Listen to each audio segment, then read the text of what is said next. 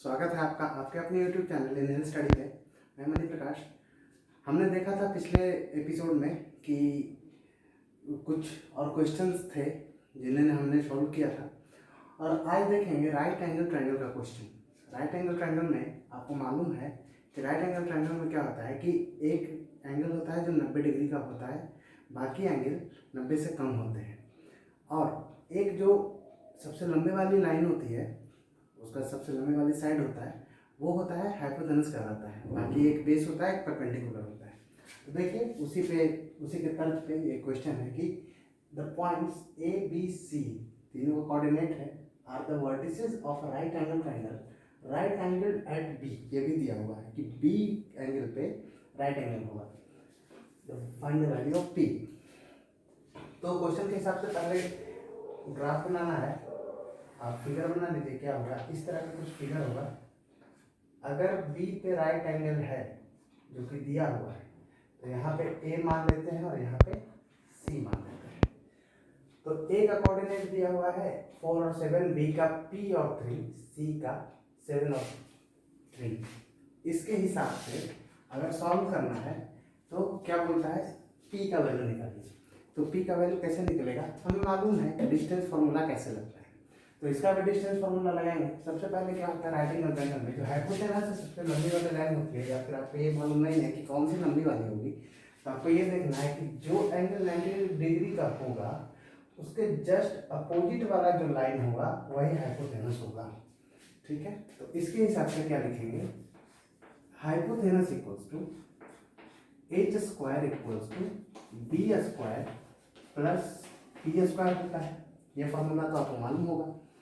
Hypotenuse यहाँ पे क्या है, AC, यहाँ पे लिखेंगे AC equals to B square plus P square, यानी कि AB square plus BC square. इतना हो गया। अब AB और BC हमें मालूम नहीं है, तो इसको पहले निकाल लेते हैं। AB निकालते हैं तो AB इक्वल्स टू क्या हो जाएगा, AB बराबर होगा A और P रूट ओवर P -4 का होल स्क्वायर, और ये 3 - 7 प्लस 3 - 7 का होल स्क्वायर। इतना तो मालूम। दूसरा क्या होगा, BC इक्वल्स टू क्या हो जाएगा, रूट ओवर BC निकालना है तो x1 ये x2 ये, तो 7 - P का होल स्क्वायर, उसके बाद 3 - 3 प्लस 3 - 3 का होल स्क्वायर। इतना आ गया। इसको सॉल्व कीजिए AB। अब हमें AB स्क्वायर और BC स्क्वायर चाहिए, तो इस रूट को अगर हम इधर ले आएंगे तो AB स्क्वायर मिल जाएगा, इस रूट को इधर ले आएंगे तो BC स्क्वायर मिल जाएगा। इतना पता है। अब H स्क्वायर यानी कि AC स्क्वायर क्या हो जाएगा, AC square equals AC square यानी कि A और C। तो रूट नहीं लगेगा, AC क्या होगा, डायरेक्ट आ जाएगा कि 7 - 4 AC, x1 ये x2 वो, तो 7 - 4 का होल स्क्वायर प्लस 3 - 7 का होल स्क्वायर, 3 - 7 का होल स्क्वायर। इतना आ गया। अब देखिए P का वैल्यू निकालना है। 7 - 4 3 का स्क्वायर कितना हो जाएगा, 9 प्लस 7 - 3 -4 आता है, -4 का स्क्वायर कर देंगे तो 16, और ये बीच का रहेगा 25। तो AC स्क्वायर इक्वल्स टू 25 आ गया। यहाँ पे हम लिख देते हैं, जगह का अभाव है इसका मतलब हो जाएगा 25। ठीक है, 25 यहाँ से आ गया।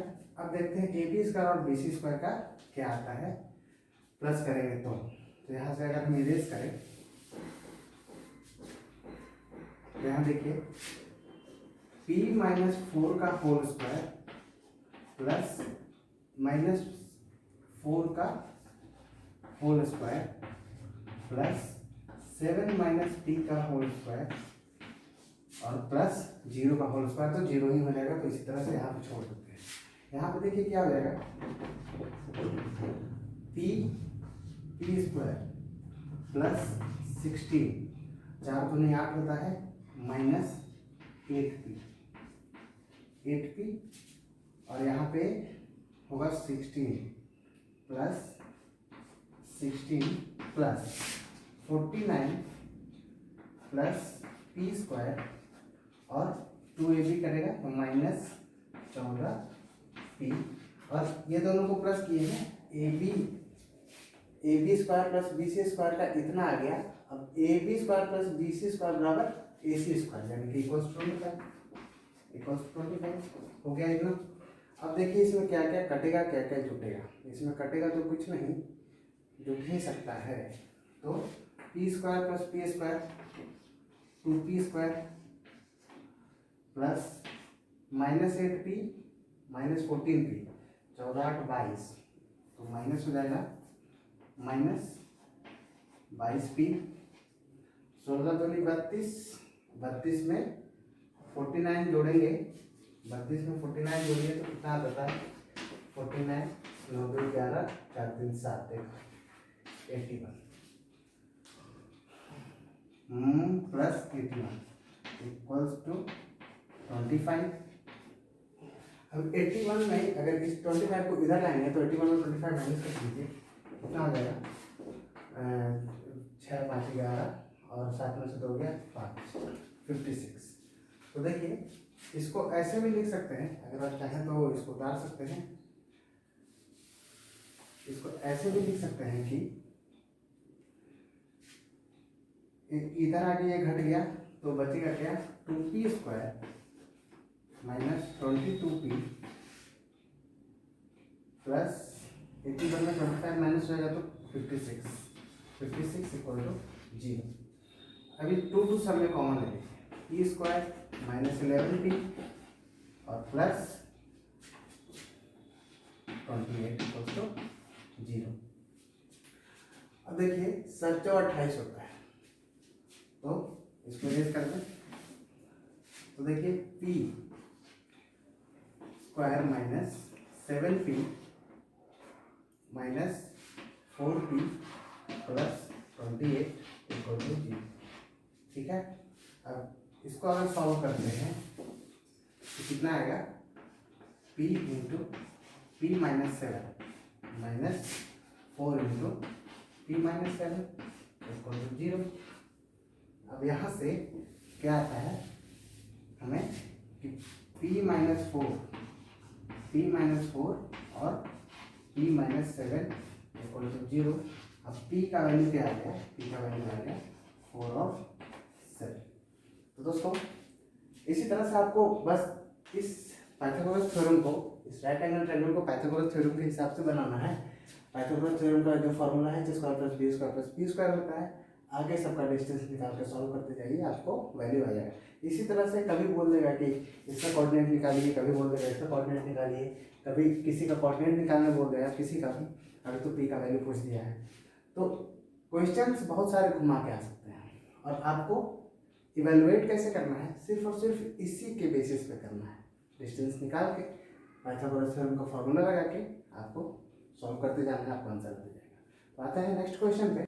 क्वाड्रिलेटरल मीन्स जिसमें 4 वर्टिसेज रहे, जैसे कि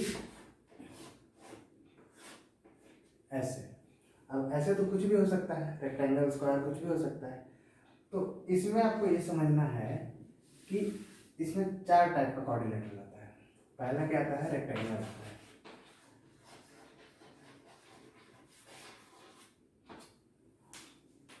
दूसरा क्या आता है, स्क्वायर आता है। तीसरा क्या आता है, रोम्बस आता है। चौथा क्या आता है, पैरेललोग्राम।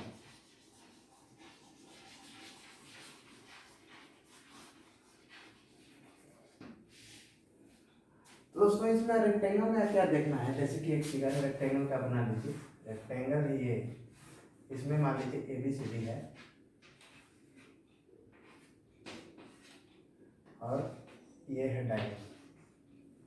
रेक्टेंगल का प्रॉपर्टी क्या है, रेक्टेंगल का प्रॉपर्टी है कि ये इसका दोनों अपोजिट साइड जो होगा वो बराबर होगा। कहने का मतलब कि AB इक्वल होगा BC के और AD इक्वल होगा BC के। ठीक है, इतना तो होगा। ये जो डायगोनल होगा ना डी बी और ए सी रेक्टेंगल में इक्वल हो जाता है, ए सी इक्वल टू डी, ये रेक्टेंगल में इक्वल हो जाएगा। इसी तरह से रेक्टेंगल का प्रॉपर्टी बस इतना ही है। इसी तरह से स्क्वायर में आइए तो स्क्वायर में क्या होता है कि एबीसीडी मान लेते हैं ये,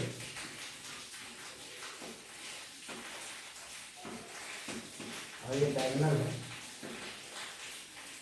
तो स्क्वायर में क्या होगा कि ए बी चारों साइड बराबर होगा, A B equal to B C equal to C D equal to ये हो गया। और स्क्वायर है इसीलिए D B D equal to A C, diagonal भी आपस में इक्वल हो जाता है। अब आते हैं बात रोम्बस पे। रोम्बस में क्या होता है कि रोम्बस एक स्क्वायर ही है, इसका भी चारों साइड बराबर ही होगा, लेकिन इसका भी चारों साइड बराबर होगा, लेकिन इसमें क्या होगा कि जो डायगोनल है ये आपस में बराबर नहीं होगा। जिसमें आपस में बराबर है, जिसमें डायगोनल आपस में बराबर नहीं होती इस स्क्वायर में, उसको हम कहेंगे ये रोम्बस। अब पैरेललोग्राम देख लीजिए। पैरेललोग्राम क्या है? पैरेललोग्राम में एक रेक्टेंगल ही होता है, एक रेक्टेंगल ही होता है, ए बी सी डी एक रेक्टेंगल ही है, लेकिन इसमें कंडीशन क्या है कि जो रेक्टेंगल का जो होता है वो तो कंडीशन होगा ही, अपोजिट साइड इक्वल होगा ए बी बराबर डी सी और A B equal to D C, ठीक है। लेकिन रेक्टेंगल में क्या होता है, दोनों डायगोनल इक्वल होता था, लेकिन पैरेललोग्राम में ये इक्वल नहीं होता है, मतलब कि A C is not equal to B D, ठीक है ना। बस आपको इतना याद रखना है, ये सारी बातें आपको याद रखनी है और आगे क्वेश्चन अटेम्प्ट करना है। तो आइए क्वेश्चन पे चलते हैं। देखिए, शो दैट द पॉइंट्स ये are taken in that order the vertices of rectangle. अब इसको आपको प्रूफ करना है कि रेक्टेंगल है या नहीं है। देखिए, सबसे पहले फिगर बना लेंगे रेक्टेंगल का। रेक्टेंगल का फिगर बनाते हैं, ये ए बी सी डी है मान लीजिए। अब इसमें आपको ये मालूम करना है कि ए बी सी डी का कोऑर्डिनेट कैसे कैसे होगा। तो आपको जैसे दिया हुआ है सीरियल वाइज, उसी तरह से आप ए बी सी डी मान लीजिए। ए बी सी डी मान लेते हैं तो ए का कोऑर्डिनेट क्या हो जाता है 1 1, बी का -1 5, सी का 7 9 और डी का 9 5। अब इसमें एक डायगोनल भी होगा, रेक्टेंगल है तो डायगोनल भी होगा, ठीक है। अब प्रूफ करना है। प्रूफ करने के लिए आपको क्या मालूम है प्रॉपर्टी रेक्टेंगल का कि अपोजिट साइड इसका इक्वल हो जाता है, तो इसका डिस्टेंस निकालिए। अपोजिट साइड इसका कौन सा होगा, ए बी और D C, A B equal to D C हो जाएगा, ठीक है ना। अब ए बी का डिस्टेंस निकालने के लिए क्या करना पड़ेगा, x1 ये x2 ये, तो डिस्टेंस फॉर्मूला लगा देंगे, A B equals to root होगा x2 माइनस x1 यानी कि -1 का whole square plus y2 minus y1 5 -1 का होल स्क्वायर, और डी सी इक्वल्स टू क्या हो जाएगा, डी सी इक्वल्स टू होगा 7 - 9 रूट होगा 7 - 9 का होल स्क्वायर प्लस 9 - 5 का होल स्क्वायर, ठीक है। इतना आ गया। अब देखिए ये दोनों बराबर होना चाहिए, तो देखते हैं करके, रूट ओवर क्या हो जाएगा -1 -2 का होल स्क्वायर प्लस 5 - 1 4 का होल स्क्वायर इक्वल होना चाहिए कैसे, रूट ओवर 7 - 9 कितना होगा -2 का होल स्क्वायर प्लस 9 - 5 4 का होल स्क्वायर, ठीक है ना। अब देखिए इसको सॉल्व कीजिए। -2 का होल स्क्वायर क्या हो जाएगा, देखिए रूट यहाँ भी है, रूट यहाँ भी है, तो रूट आपस में कट गया, बचा क्या -2 का होल स्क्वायर यानी कि 4 का whole square plus 16 equal to -2 का होल स्क्वायर इक्वल टू 4 का स्क्वायर 16 यानी कि 20 = 20।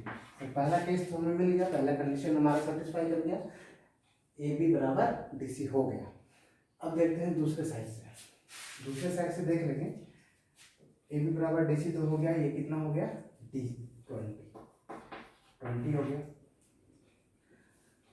दूसरा साइड को देखते हैं, क्या है दिया हुआ ए डी और बी सी। अब ए डी बराबर बी सी होना चाहिए, A D equal to B C. आइए ए डी और बी सी निकाल के देखते हैं, उसी तरह से जैसे डिस्टेंस फॉर्मूला निकालते थे उसी तरह से निकालते हैं। ए डी बी सी का निकालेंगे, x1 ऊपर में x2 नीचे में, तो क्या हो जाएगा, बराबर देना है तो बराबर पहले ही कर लेते हैं। तो x2 9 - 1 का होल स्क्वायर प्लस 5 - 1 का होल स्क्वायर। अब बराबर बी सी का कितना हो जाएगा 7√1 7 माइनस -1 यानी कि +1 का होल स्क्वायर प्लस 9 - 5 का होल स्क्वायर। ठीक है, अब देखिए रूट आपस में कट गया, बराबर है, तो इसमें क्या बचा 8² प्लस 4² इक्वल टू यहाँ भी 8² प्लस 4²। अब देखिए यहाँ भी 8² प्लस 4² यानी कि 64 प्लस 16 बराबर यहाँ भी 64 प्लस 16। ठीक है ना, यहाँ क्या जाएगा 80 और इक्वल टू 80 यानी कि ए डी बराबर बी सी इक्वल टू 80 आ गया। ये भी सेटिस्फाई कर दिया, दो चीज सेटिस्फाई करना है। अब तीसरा सेटिस्फाई क्या करना है कि ये आपस में दोनों डायगोनल भी बराबर होना चाहिए। अब देखते हैं डायगोनल में, डायगोनल तो देखिए क्या है ए सी है। तीसरा कंडीशन क्या है कि ए सी बराबर होना चाहिए बी डी। ए सी और बी डी निकाल के देखिए, ए सी का डिस्टेंस कैसे होगा, रूट होगा, ए सी निकालते हैं, ए सी बी डी बराबर कर लेते हैं। तो 7 - 1 का होल स्क्वायर प्लस 5 - 5 9 - 1 का होल स्क्वायर बराबर होना चाहिए किसके, बी डी के। अब बी डी के तो हमने x2 माना था 7 को, तो भाई यहाँ भी x2 मानेंगे 9 को, रूट होगा 9 माइनस और -1 यानी कि +1 का होल स्क्वायर। दूसरा क्या है 5 प्लस 5 - 5 का होल, कितना आ गया स्क्वायर स्क्वायर कैंसिल आउट हो गया, बचा क्या 7 - 1 6 का होल स्क्वायर प्लस 9 - 1 7 का होल स्क्वायर इक्वल टू 9 + 1 10 का होल स्क्वायर और ये 5 - 5 0 हो जाएगा, 0 का होल स्क्वायर 0 होता है। 36 + 49 सॉरी ये 8 ये 64 इक्वल टू 10 का स्क्वायर 100। अब देखिए 36 + 64 कितना हो जाता है 100 हो जाता है और बराबर 100 हो गया, यानी कि यहाँ पे क्या हो गया ए सी बराबर बी डी भी हो गया। तो हमारा तीनों कंडीशन सेटिस्फाई कर रहा है, इसका मतलब कि ये रेक्टेंगल है। अगर इसी में कहा जाता है कि कोई पैरेललोग्राम है, अब बताइए कि ये पैरेललोग्राम है, तो पैरेललोग्राम में क्या होता है सारा चीज तो सेम होता है, बस ये जो है ए सी इक्वल्स टू बी डी जो डायगोनल आया है बराबर, ये बराबर कभी नहीं आता। जिस दिन डायगोनल इक्वल नहीं आएगा इसका मतलब है कि वो रेक्टेंगल नहीं है, वो पैरेललोग्राम है। बस आपको इसमें यही ध्यान देना है।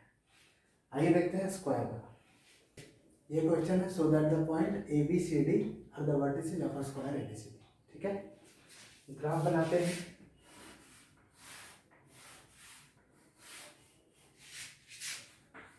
ए बी सी डी और डायगोनल चलेगा यहाँ से यहाँ चला गया। अब इसका कोऑर्डिनेट आपको मालूम है। अब स्क्वायर में देखिए, स्क्वायर में आपको मालूम है क्या होता है कि चारों साइड आपस में इक्वल हो जाता है। ठीक है ना, तो सबसे पहले हम लेते हैं ए बी को अगर लेंगे तो x1 ये x2 ये y1 ये y2 ये। ठीक है, अब इसका डिस्टेंस निकाल लीजिए। ए बी को इतना ले लिए तो 6 - 3 x2 - x1 का whole square plus y2 - y1 का होल स्क्वायर 0 - 5 का होल स्क्वायर। ठीक है, इतना हो गया। अब क्या होगा √3² प्लस -5 का whole square equal to 9 + 25 √1 equal to ये कितना हो जाता है 25 और 9 34 अंडर रूट में, ये आ गया। BC निकालते हैं। BC देखिए, BC में 6 और 1 है, तो रूट ओवर 1 माइनस 6 का होल स्क्वायर प्लस -3 माइनस 0 का होल स्क्वायर। अब क्या होगा, रूट ओवर -5 का होल स्क्वायर प्लस -3 का होल स्क्वायर।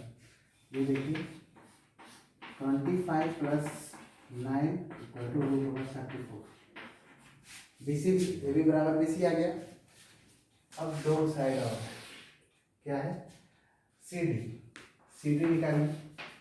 CD क्या हो जाएगा, CD हो जाएगा C और D है, तो -2 माइनस 1 का होल स्क्वायर प्लस 2 प्लस 3 हो जाएगा का होल स्क्वायर।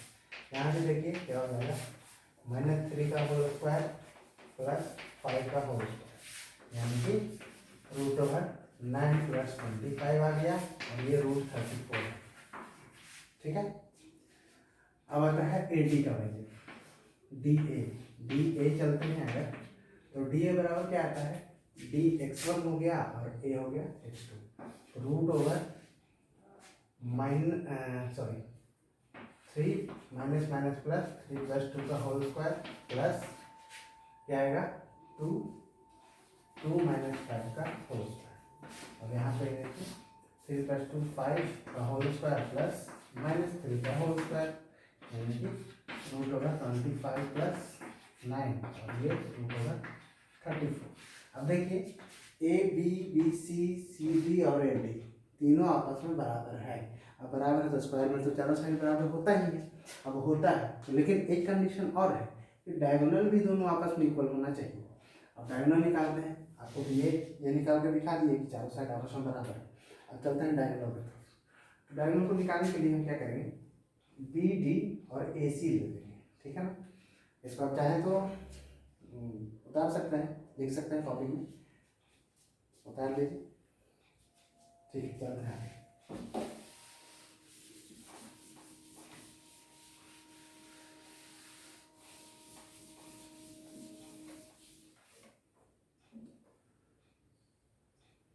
क्या है BD निकालिए, कैसे होगा उसी तरह से, उसको x1 y1 और इसको x2 y2। तो BD, B यहाँ है, D वहाँ है, तो -2 माइनस 6 का होल स्क्वायर प्लस 2 माइनस 0 का होल स्क्वायर, कितना आएगा, -8 का होल स्क्वायर प्लस 2 का स्क्वायर, यानी कि 64 प्लस 4 यानी कि 68 अंडर रूट, इतना आ गया। अब देखते हैं AC पे, AC कितना आता है। AC पे आ गया तो AC A और C, तो क्या हो जाएगा, एक साइड डिस्टेंस निकालिए, x2 हो जाएगा C पे, A पे x1, तो 1 माइनस 3 का होल स्क्वायर प्लस C -3 -5 का होल स्क्वायर।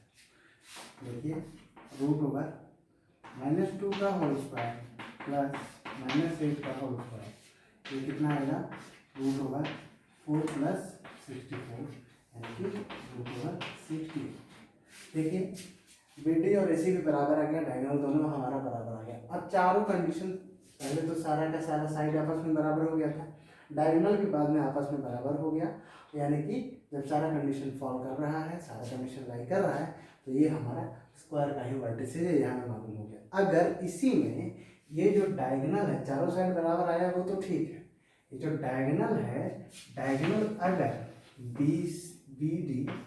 BD अगर AC के बराबर नहीं होता, AC के बराबर नहीं होता, तब इसको कहेंगे कि ये हमारा रोम्बस है, ये स्क्वायर नहीं है, ये हमारा रोम्बस है, ठीक है ना। बस यही कंडीशन आपको याद रखना है, पैरेललोग्राम और रेक्टेंगल में और स्क्वायर और रोम्बस में, ठीक है दोस्तों। ठीक है, आगे चलते हैं। अब एक कंडीशन, एक क्वेश्चन और आता है, क्या क्वेश्चन आता है, कोलिनियर का।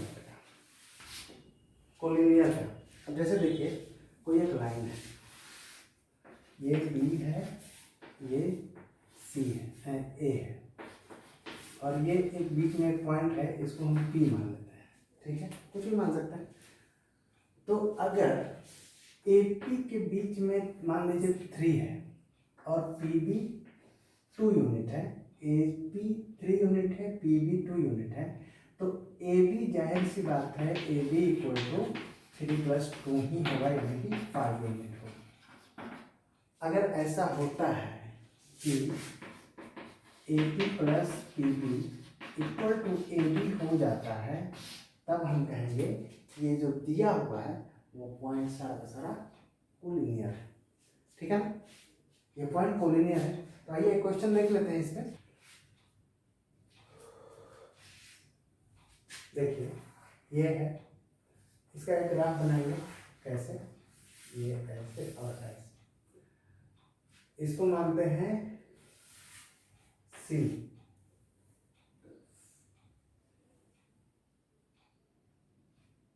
अब A का जो सबसे छोटा वाला है और B सबसे बड़ा है, यहाँ पे ये बीच में है, तो इसको B मानते हैं, BC बीच में मान लेते हैं कोई A पॉइंट, ठीक है।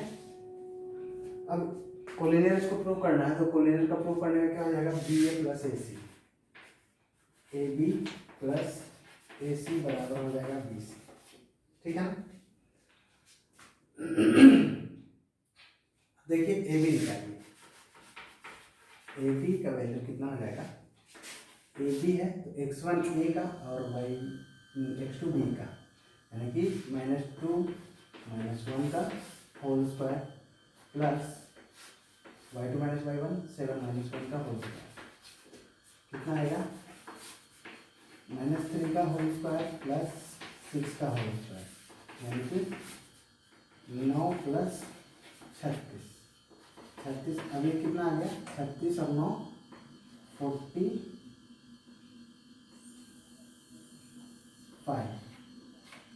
ठीक है ना, 45। अब निकालते हैं AC निकालने कितना हो जाएगा, AC A और C, तो 3 - 1 का होल स्क्वायर प्लस -3 - 1 का होल स्क्वायर इक्वल टू 2 का होल स्क्वायर प्लस -4 का होल स्क्वायर इक्वल टू 4 + 16 √20, ठीक है, इतना आ गया। अब इसको ऐसे भी लिख सकते हैं कि 5 × 45 3√5, इसको ऐसे भी लिख सकते हैं 5 × 2√5, ठीक है। अब एक नियम निकालिए BC का अगर निकालते हैं, तो क्या होगा, BC है तो 3 - 2, 3 + 2 हो जाएगा, 3 - -2 का होल स्क्वायर प्लस ये कितना हो जाएगा, -3 और -3 - 7 का होल स्क्वायर, इसका मतलब है 3 × 5 का स्क्वायर प्लस 7 × 3 का स्क्वायर। अब ये देखिए 100 + 25 125 √1, ठीक है ना, 25 25 25 होता है, तो 5√5 हो जाएगा, 5√5। अब देखिए BC बराबर तो हो गया 5√5, AB 3√5, AC 2√5, तो BC बराबर क्या लिख सकते हैं, √5 और 5√5 बराबर AB + AC होगा क्या, 3√5 + 2√5 होगा ना, रूट में सब सेम है, बाहर वाला जुट जाता है, यानी कि 5√5, और ये हो गया आपका आंसर, यानी कि ये पॉइंट सारा कोलिनियर है। तो दोस्तों आज के लिए इतना ही, मिलते हैं नेक्स्ट वीडियो में कुछ अलग टॉपिक के साथ, कुछ नए टॉपिक के साथ, कुछ अलग क्वेश्चंस के साथ, कुछ डिफरेंट क्वेश्चन के साथ। आई होप हमने जितना आपको ये सारी बातें बताई, जितना क्वेश्चन सॉल्व करवाया दोस्तों, इसी के तर्ज पे सारा का सारा क्वेश्चन आपको मिलेगा आगे बनाने को एक्सरसाइज में। तो दोस्तों आप प्रैक्टिस कीजिए, आप खुद बनाइए। अगर नहीं आता है, कहीं भी आप फंसते हैं या फिर प्रॉब्लम होती है, तो हमें कमेंट सेक्शन में कमेंट देकर ज़रूर बताइएगा, मैं उसका वीडियो बना के आपके पास पहुंचा दूंगा। दोस्तों अगर आपने इसको लाइक नहीं किया है इस वीडियो को, तो लाइक कर लीजिएगा, शेयर कर लीजिएगा, सब्सक्राइब भी कर लीजिएगा ताकि मैं जो भी वीडियो डालूँ आपके पास तुरंत पहुँच जाए। और दोस्तों, अगर पिछला वीडियो आपने नहीं देखा है तो यहाँ पे मैं आई बटन का लिंक दे दे रहा हूँ, आप उस आई बटन पे क्लिक कीजिए, वहाँ पे जाके आप पिछला वीडियो देख सकते हैं। दोस्तों, मिलते हैं नेक्स्ट वीडियो में। धन्यवाद।